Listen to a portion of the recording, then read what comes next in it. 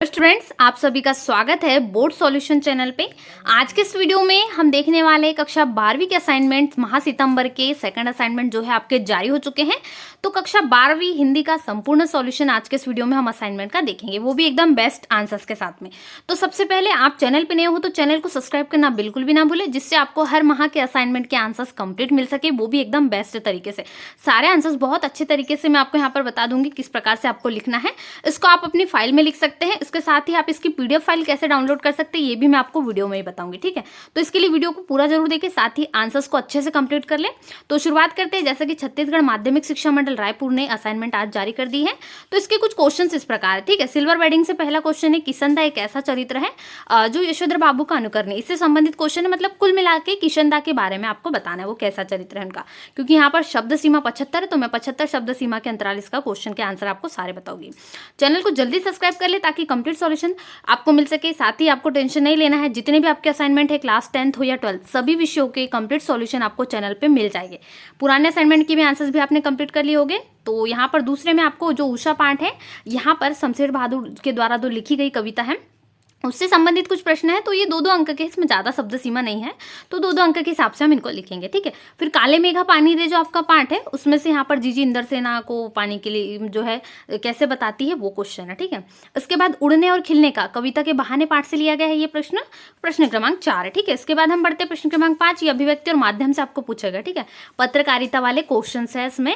तो ये सारे क्वेश्चन के आंसर हम बहुत अच्छे से तरीके से समझ के लिखेंगे, ठीक है। आपको बिल्कुल भी याद करने की जरूरत नहीं पड़ेगी, मैं आपको पूरा समझा दूंगी, जिससे आपको वीडियो देखते देखते ही याद हो जाएगा। तो आप सारे आंसर्स के लिए गूगल पे सर्च कर सकते हैं www.boardjankari.com, जिससे क्या आपको सारे विषयों की पीडीएफ मिल सके। चलिए इसके आंसर्स को स्टार्ट करते हैं। चलिए, किशनदा जो पहला क्वेश्चन है उसमें पूरा उनका चरित्र चित्रण करना है। हाँ, तो किशनदा से बहुत प्रभावित थे कौन? यशोधर बाबू। हर बात में उनका नाम लेते थे, किशनदा ऐसे करते थे, वो ऐसे रहते थे, रिटायर हुए तो उनका ये हुआ, हर चीज में किशनदा को लाते थे। तो उत्तर होगा यशोधर पंत जब गांव से दिल्ली आए तो सर्वप्रथम किशनदा ने ही उनकी सहायता की। किशनदा ने यशोधर पंत को मेस, जो हमारा एक समझ लीजिए जैसे हम रेस्टोरेंट वगैरह में रहते हैं, हॉस्टल समझ लीजिए, हॉस्टल में जहाँ पर खाना मिलता है उसको मेस कहा जाता है। आप सभी जानते होंगे, भली भांति परिचित होंगे। वहां का रसोईया बनाकर रख लिया, क्योंकि तब तक यशोधर जी की उम्र सरकारी नौकरी के लिए कम थी।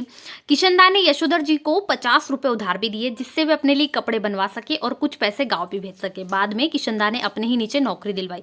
इसी के कारण सेक्शन ऑफिसर में बाद में उनका चयन हुआ था, किसका? यशोधर बाबू का। और दफ्तर के कामों में मार्गदर्शन भी किया। यशोधर पंत भी किशनदा की सलाह के बिना कोई कार्य नहीं करते थे। किशनदा परंपरागत सिद्धांतों को मानने वाले व्यक्ति थे। इसी तरह किशनदा के साथ रहते रहते यशोधर बाबू भी उन्हीं की तरह सिद्धांतवादी, परंपरावादी बन गए। अब वे अपना हर काम किशनदा को ध्यान में रखकर करते थे। यशोधर पंत किशनदा के सिद्धांतों के साथ अपना जीवन बिताने लगे। हालांकि सिद्धांतों के कारण उन्हें समाज में और परिवार में पुराने विचारों का समझा जाने लगा, पर उन्होंने किसी की परवाह न करते हुए किशनदा के सिद्धांतों को ही अपने जीवन का आधार बना लिया। समाज और स्वयं के बीच सामंजस्य ना बैठा पाने के कारण यशोधर बाबू हाशिए पर चले जाते हैं। इन्हीं बातों से पता चलता है कि यशोधर बाबू के जीवन पर किशनदा का बहुत गहरा प्रभाव था, यानी किशनदा का चरित्र चित्रण उन्होंने बताया है। तो यशोधर बाबू का जो व्यक्तित्व है बहुत ही सराहनीय, इसलिए हमें उनके विचारों को अपनाना चाहिए।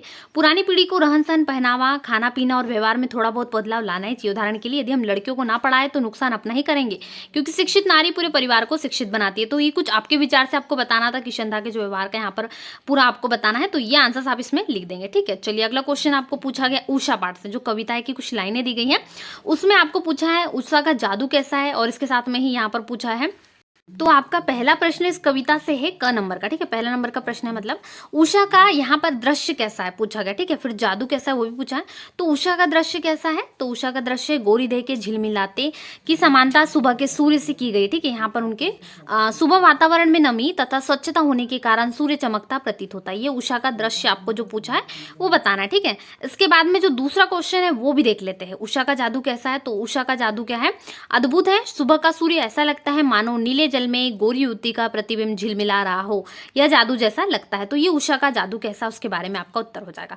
तो 3 क्वेश्चन पूछे गए, 2 क्वेश्चन के आंसर हो गए। इसमें आपको नीले जल के बारे में बताना, ठीक है। तीसरे क्वेश्चन में वो भी आंसर हम देख लेते हैं। इसके पहले यदि आपने अभी तक चैनल सब्सक्राइब नहीं करा हो तो जल्दी से कर लीजिए, जिससे असाइनमेंट के सारे कंप्लीट सॉल्यूशंस आपको मिल सके।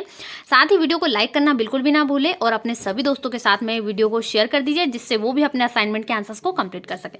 चलिए शुरुआत करते हैं अगले क्वेश्चन के आंसर्स की। चलिए अगला क्वेश्चन कुछ इस प्रकार है, नीला जल क्या है और नीले जल में क्या हिल रहा है। ठीक है, ये आपको क्वेश्चन बना है। तो नीला जल क्या है, कवि ने नीले आकाश में चमकते सूरज को नीले जल में झिलमिलाती गौरवर्ण नवयुवती कहा है। नीले आकाश नीले जल के समान है, यानी कि नीला जल क्या है, नीला आकाश के समान है। यहाँ से आपका उत्तर होगा नीला आकाश क्या है, नीले जल के समान है, या नीला जल नीले आकाश के समान है, एक ही बात है। तो इतना उत्तर लिखेंगे। उसके बाद क्या हिल रहा है नीले जल में, तो नीले जल में सूरज की जो है यहाँ पर वो हिल रहा है, क्योंकि सूरज जो है चमक रहा है तो इसी कारण वहां पर हिल रहा है। तो आपका उत्तर कुछ इस प्रकार से हो जाएगा। इसमें तुलना की गई है, इसलिए यहाँ पर उपमान अलंकार भी विद्यमान है। इसके बाद कुछ अगला प्रश्न इस प्रकार से है, जीजी ने इंद्रसेना, ये जो पार्ट है मैं आपको बता दूं, काले मेघा पानी दे, इससे लिया गया है। इसमें क्या होता है, वर्षा नहीं होती, उसकी कहानी बहुत अच्छे से धर्मवीर भारती जी ने प्रस्तुत की है। प्राचीन काल में कुछ परंपरा थी, जैसे पुराने हम बात करें तो वर्षा नहीं होती थी, तो वो लोग क्या करते थे, गांव के कुछ बच्चों को इकट्ठा करके उनके गांव में घुमाते थे, उनके ऊपर पानी वगैरह कीचड़ वगैरह डाला जाता था। मान्यता ये थी कि ऐसा करने से वर्षा होगी, परंतु ऐसा कुछ था नहीं, परंपरा मानी जाती है। तो जीजी इसमें बहुत विश्वास करती थी। धर्मवीर भारती अपनी बहन दीदी को जीजी कहा करते थे। तो जीजी इन सब में विश्वास करती, इसी कारण जो है जीजी ने पानी फेंकने को क्यों सही ठहराया, जबकि धर्मवीर भारती इसके विरुद्ध थे कि इतना पानी बर्बाद करे, और यहाँ पानी से कई लोग मर भी रहे, सूखा भी है। तो लेखक की दृष्टि के विपरीत जीजी ने इंद्रसेना पर पानी फेंके जाने को बिल्कुल सही ठहराया था। उनके इस बहाने में आपको 3 कथन 3 तर्क देना। ठीक है, तो मैं तीनों तर्क आपको बता देती हूँ। वीडियो को जल्दी से लाइक कर दीजिए। असाइनमेंट के सारे आंसर आपको सारे सब्जेक्ट्स के यही चैनल पर मिलेंगे, बिल्कुल टेंशन नहीं लेना है, सारे सब्जेक्ट्स के आंसर आपको प्रोवाइड हो जाएंगे। चलिए अगला है, तो यहाँ पर लिख देंगे, किसी से कुछ पाने के लिए पहले उसे चढ़ाना पड़ता है। हम यहाँ पानी का घर चढ़ाते हैं। आप जानते होंगे सुबह सुबह हम सूर्यदेव को जल चढ़ाते हैं। ठीक है, तो ये हमारे एक तरीके से अर्घ चढ़ाना होता है। तो इसी प्रकार से इंद्रदेव को प्रसन्न करने के लिए, वर्षा के देवता कौन है, इंद्र को कहा जाता है। तो यदि हम अर्घ देंगे तो बदले में वो हमें बहुत सारा देंगे, ऐसा मान्यता। ठीक है, तो जो चीज़ हम पाना चाहते हैं उसे पहले देंगे, नहीं तो पाएंगे कैसे, ये ऐसे जीजी मानती है। पहले त्याग करो फिर फल पाने की आशा करो। त्याग उसी वस्तु का मान्य होता है जिसकी तुम्हें भी बहुत आवश्यकता है। पानी की भी यही स्थिति होती है। ठीक है, जीजी ने खेत में गेहूं की अच्छी फसल पाने के लिए अच्छे बीजों को खेत में डालने का तर्क देकर भी अपनी बात इंद्रसेना पर पानी फेंके जाने को सही ठहराया। ये 3 तर्क है। ठीक है, फसल के लिए कहा, पहले त्याग करने के लिए कहा, और अर्घ्य चढ़ाने के लिए कहा। ठीक है, तीनों तर्क हो जाएंगे। बहुत अच्छे से आंसर लिख लीजिए जल्दी से। अगला क्वेश्चन है, उड़ने और खिलने का कविता से क्या संबंध बनता है। कविता के बहाने चिड़िया क्या जाने। ठीक है, ये बहुत अच्छा है। इसमें क्वेश्चन जो है बहुत सारे बनते हैं। इसका उत्तर हम देखते हैं। पक्षी आकाश में उड़ते हैं तथा फूल जगह जगह खिलते हैं। कविता में पक्षियों के समान उड़ने की तथा फूल के समान खिलने की विशेषता होती है, लेकिन ये विशेषता उसे किसी सीमा में नहीं बांधती। ये विशेषता उसे गहराई तथा व्यापकता देती है। पक्षी एक समय तक ही उड़ सकते हैं तथा फूल खिलकर समाप्त हो जाते हैं, लेकिन कविता में ऐसा नहीं होता। वह अपने निर्माण के साथ ही उड़ान भरती है और सदियों तक इस उड़ान को कायम रखती है। वह फूल के समान स्वरूप पाकर खिलती है। उसका खिलना एक समय के लिए नहीं होता, बल्कि वह भी सदियों तक खिलकर लोगों के हृदय को आनंदित करती है। इसलिए उड़ने और खिलने का कविता से गहरा संबंध बनता है। ये पूरा आंसर आपका हो जाएगा। इसके बाद कुछ यहाँ पर अभिव्यक्ति माध्यम से संबंधित प्रश्न है, वो देखेंगे। पीत पत्रकारिता यानी येलो जर्नलिज्म, आप अच्छे से जानते होंगे किसे कहते हैं। तो हम पीत पत्रकारिता उस पत्रकारिता को कहते हैं जिसमें सही समाचारों की उपेक्षा करके सनसनी फैलाने वाले समाचार या ध्यान खींचने वाले शीर्षकों का बहुतायत में प्रयोग किया जाता है। जैसे सनसनी की खबर, आज की कुछ प्रमुख सनसनी खबरें, ऐसे प्रकार से जो है रिपोर्टर आप न्यूज में देखते होंगे, तो आप सभी को अच्छे से इसका नॉलेज होगा। तो ये पूरा इसमें आ जाएगा। ठीक है, 2 अंक का 1 अंक का है, तो ज्यादा आपको इसमें डिटेलिंग नहीं करना है। फिर पत्रकार के 2 प्रकार पूछा। ठीक है, कितने, केवल 2, तो 2 ही लिखे, ज्यादा आपको नहीं लिखना है, 2 डिटेलिंग में लिखेंगे। तो एक तो खोजी पत्रकारिता हो जाएगी, खेल पत्रकारिता हो जाएगी, या फिर यहाँ पर आप देख सकते हैं जो भी आपको यहाँ पर लिखना है। इतने पत्रकारिता, इसमें से 2 लिखना है केवल, ज्यादा नहीं। इसके बाद आगे बढ़ते हैं। स्वतंत्र पत्रकार कौन होते हैं। तो स्वतंत्र पत्रकार वे होते हैं जो किसी एक संस्था से नहीं, बल्कि स्वतंत्र रूप से खुद से काम करते हैं। उनके लिए किसी एक अखबार या मैगजीन में नहीं छपते, बल्कि देश और दुनिया के कई प्रकाशनों में छपते हैं। इसके लिए उन्हें एक राशि दी जाती है जो संबंधित संस्था के लिए लिखे गए लेख के एवज में मिलती है। यह राशि संस्था द्वारा तय होती है। राशि का आप वर्णन ना भी करें तो भी ठीक है, क्योंकि 2 अंक के लिए तो इतना भी आपके लिए पर्याप्त हो जाता है। तो इतना आप सारा वर्णन इसमें लिख देंगे।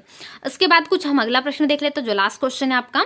पत्रकारिता के जो यहाँ पर है किसे कहते हैं। ठीक है, पत्रकारिता से क्वेश्चन है। पत्रकारिता आधुनिक सभ्यता का एक प्रमुख व्यवसाय है जिसमें समाचारों का एकत्रीकरण, लिखना, जानकारी एकत्रित करके पहुंचाना, संपादित करना और सम्यक प्रस्तुतिकरण आदि सम्मिलित है।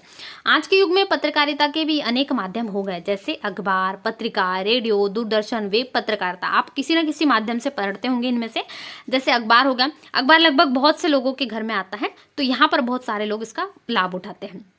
तो आज के इस वीडियो में हमने क्लास 12th हिंदी के असाइनमेंट के 2 के बहुत अच्छे से आंसर देके सारे आंसर्स को अच्छे से कंप्लीट कीजिए। इसकी पीडीएफ डाउनलोड कैसे करना है, यहाँ पर आप इसको www.boardjanki.com गूगल पे सर्च कीजिए, जहाँ पर आपको इसकी पीडीएफ मिल जाएगी। पूरी सॉल्यूशंस की पीडीएफ आप वहाँ से डाउनलोड कर सकते हैं आसानी से।